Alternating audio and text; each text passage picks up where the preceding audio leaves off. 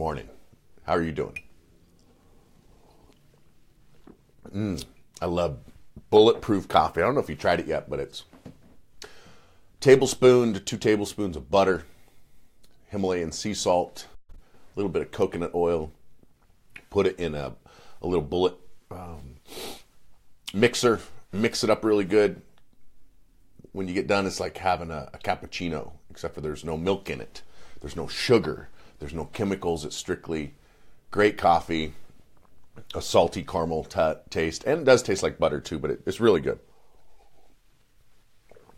It's a great way to put yourself into ketosis. And when you're in ketosis, your body burns fat. So if you're a chunky guy and you want to lose some weight like I am, well, that's one way to do it. But you're not here for diet and health and fitness tips. You're here for credit tips, and that's what I'm going to give you on this episode of Coffee and Credit.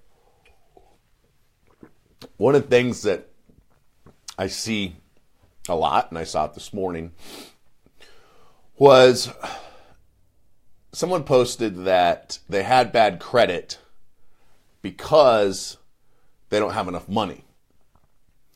And so I want to talk about that. How does your income, your paycheck, if you get a paycheck or your draw or whatever it is, how does your income impact your credit score?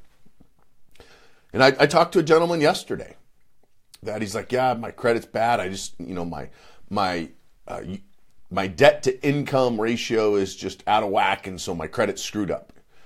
And I said, no, dude. Your income has nothing to do with your credit score. Absolutely nothing. Do you know how illegal that would be?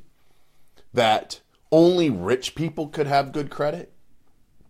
Poor people can't have good credit because they don't make enough money. That's not it. You can be on welfare, using your EBT card, getting your welfare check every month, and have great credit. Or you can be a multi-millionaire making tens of millions of dollars a year and have horrible credit. Your credit score has nothing to do with your income, and your income has nothing to do with your credit score. Your credit score is built and created by FICO to tell the banks the likelihood of you paying them if they loan you money. That's all your credit score is. It's whether or not you're going to pay your bills on time over the next 2 years. Whether or not FICO thinks you will have a major derogatory item that appears on your credit report, such as a late payment, a collection, a charge-off, a repo, a bankruptcy judgment, in the next 2 years. That's all the score is. They're trying to figure out, will you pay your bills? Are you a man or a woman of your word? You promised that bank that you'd pay them back. You promised that credit card company you'd pay them back, but you didn't. And they lower your credit score as your spanking. It is your punishment. Fortunately, there are people like myself that can go and clean up those mistakes for you, as long as you've learned from your mistakes, as long as you've moved on and you're financially stable. That's one of the first things that we ask. When people call our office, they want to sign up for credit repair. Hundreds of people a day want to sign up for credit repair. And we ask them, have you recovered financially? Are you currently late?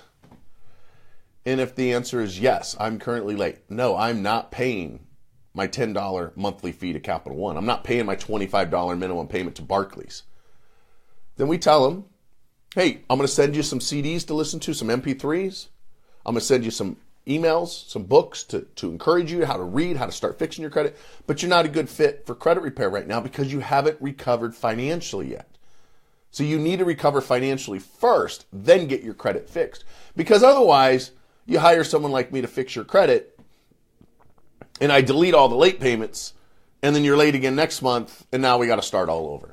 And it's like being on that treadmill, right? The mouse on the treadmill. I don't want to do that. Hopefully, you don't want to do that, right? But income does not impact your credit score. I want you to make sure you understand that. Income has no impact whatsoever on your credit score. Now, you could argue and say, well, if I made more money, I would have more money to pay my bills, therefore I'd have a better credit score. And I would say, if you made more money, you would just spend more money, because that's what people do.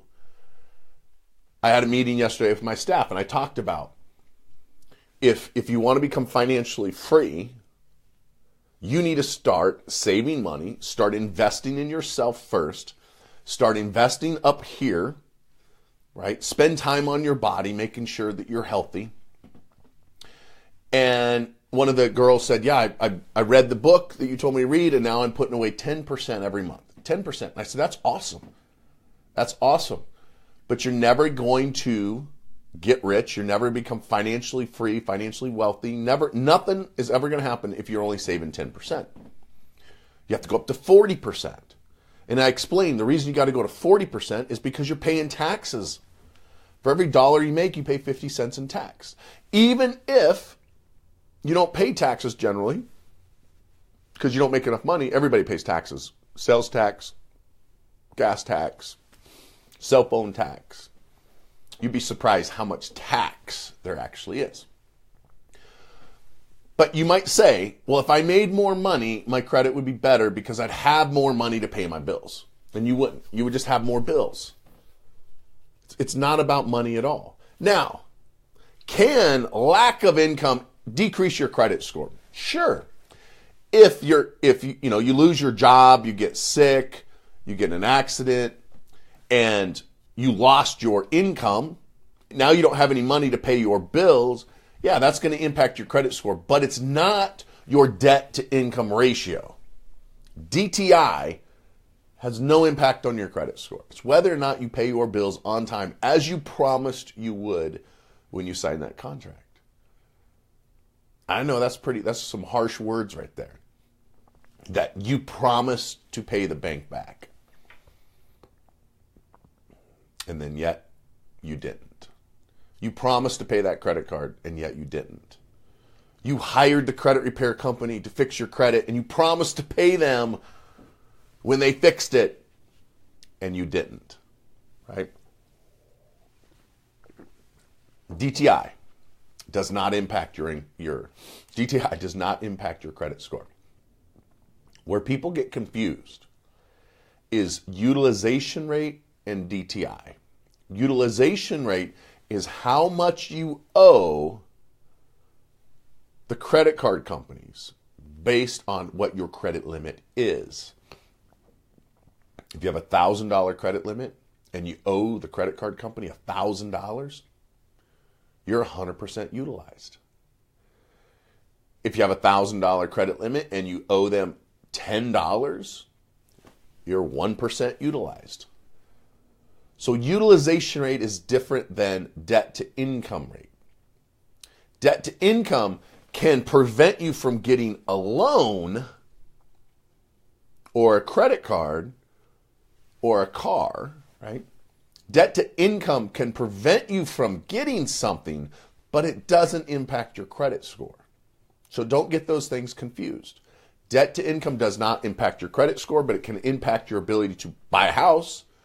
If your debt is too high and your income's too low, the bank's not going to give you money because they know with history, with experience, that people with a lot of debt can't afford to get the house, and so they turn you down. That's why it's generally 40% DTI.